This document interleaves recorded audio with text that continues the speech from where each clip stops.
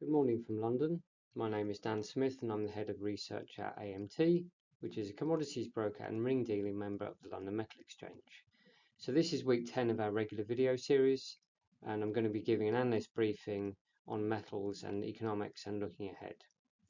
Today I'm also going to be talking about US recession risks and how copper has been behaving in this context. So just a reminder here of some of the key drivers we've been talking about in previous presentations. So now if we look at financial markets in the past week, we can see that markets are generally looking pretty depressed. We just bring up my laser pointer. So you can see here S&P 500 down by about 3%. Unusually, actually, we've actually seen the dollar weakening during this kind of phase of risk aversion. So this is rather unusual, and it does reflect the fact that a lot of this kind of current nervousness is being generated actually within the US itself. So equity markets down, but also the dollar weaker. And finally, we see actually in terms of Chinese equities creeping up a little bit by 1.6%. So we've got risk aversion, weak technology stocks, and also a much weaker US dollar at the moment.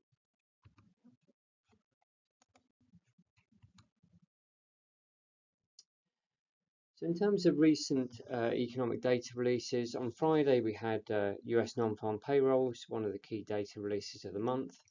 That actually showed that job creation slowed to 151 from, it was actually a downwardly revised 125 in January.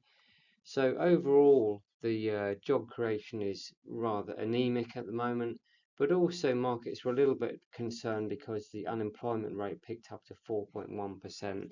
So the overall impression was that the labour market in the US is not particularly strong, and equity markets actually pulled back after this. Then the second up was actually on Sunday. We had Chinese inflation data, so CPI. That was pretty weak as well. So that came in at 0.7% for February, weaker than expected and quite a lot weaker than January. Partly though this was actually caused by the moving Lunar New Year holiday. So the underlying trend is rather cloudy, but nevertheless that data itself was rather bearish. So looking ahead, we will actually get US CPI data on the 12th of March, which I've flagged up here. So watch out for that. And also China will actually release its credit data at some point this week, so that'll be important to watch out for. Finally, of course, as well, this week likely to be impacted by continued news about Trump tariffs and potential peace talks in Ukraine, so look out for all those things. In terms of how base metals have been getting on, actually it's been a surprisingly bullish week last week for base metals. So nickel prices jumped, encouraged by talk about some potential mining cuts in Indonesia and the Philippines. But the whole complex was actually significantly higher last week. So copper up by 3%, Ali by nearly 4%. And of course, a much weaker dollar does tend to boost prices. And also we are seeing LME inventory drawdowns for quite a few of these markets because there's still that pressure to get metal across to the US. So in terms of year to date, tin is still the best performer with copper by a fair way. Nickel suddenly caught up, helped by some short covering, and Ali's up by about 6%. Zinc is the biggest faller so far this year, still down by 3%.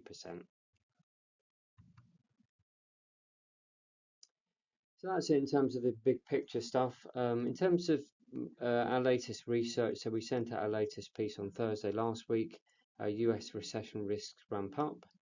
And the first point is that all the turmoil around tariffs is creating a lot of uncertainty, and GDP growth is being damaged, we think, in the US. And what we're showing here is the Nowcast prediction for US GDP for this quarter. And this is based on all the data that we've had so far for this quarter, so things like retail sales, trade, etc. So one factor that's dragging down GDP is actually the surge in imports as people try to get goods into the US before tariffs go up. And this is a big negative for GDP. So we've seen this surge in gold, consumer goods, solar panels, industrial components, etc. And actually, the ports of Los Angeles and Long Beach, they had reported their busiest January on record. And so this is all kind of taking place as people try to get things into the US. The other element, which is more difficult to track, is actually the impact of tariff turmoil on business confidence and investment. Anecdotally, though, risks do appear to be building here as well, from what we're hearing.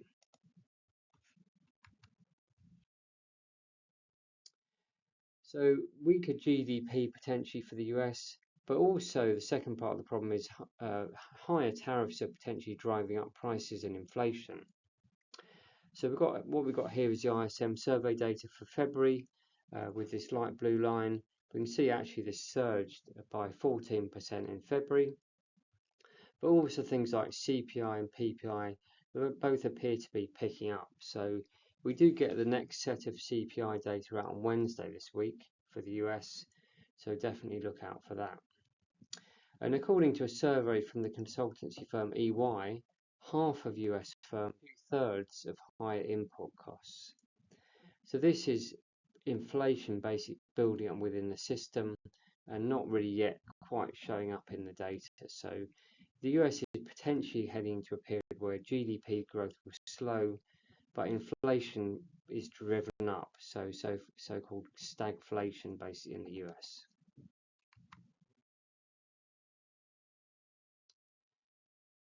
So if the US economy struggles, you might well be asking, well, what's going to happen to copper and base metals? So what I've tried to show here is the rolling correlations between copper and US equities.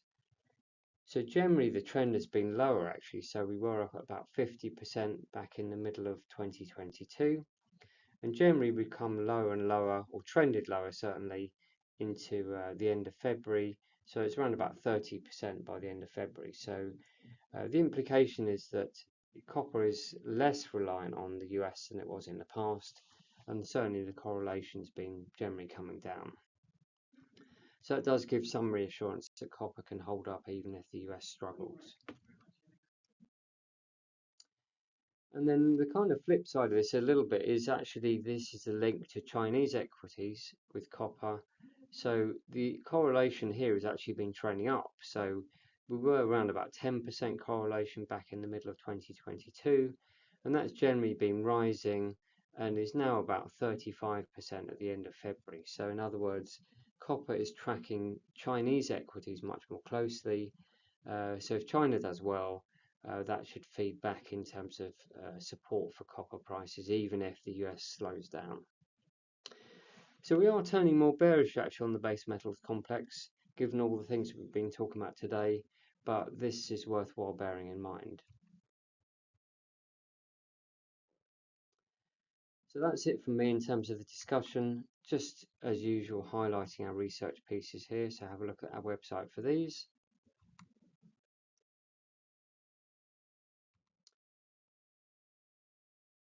And my email address here if you have any questions. So thank you all very much for your attention, and speak again all next week. Thanks, bye.